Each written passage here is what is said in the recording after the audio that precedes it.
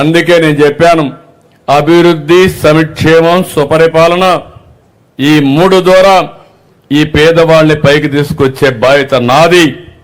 అందుకే ఈ సంవత్సరం 3 లక్షల కోట్ల రూపాయలు బడ్జెట్ పెట్టాం. ఈరోజు చూస్తే ఎన్నో ఇబ్బందులు వచ్చాయి. బకాయిలైతే 1,15,000 కోట్లు పెట్టి వెళ్ళారు. ఒక్కొక్కటే బకాయిలన్నీ తీర్చాలి. తీర్చకపోతే బ్యాంకులు కూడా అప్పిచ్చే పరిస్థితులు లేవు.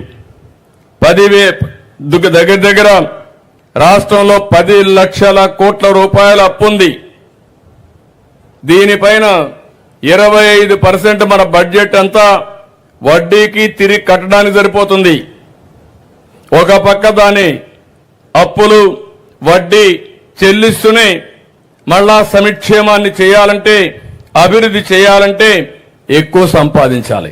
ఇలాంటి నిన్నే బడ్జెట్లో ఇవన్నీ పెట్టి నేను ఒక స్పష్టంగా హామీ ఇస్తే ఇంకా కొంతమంది మాట్లాడుతున్నారు.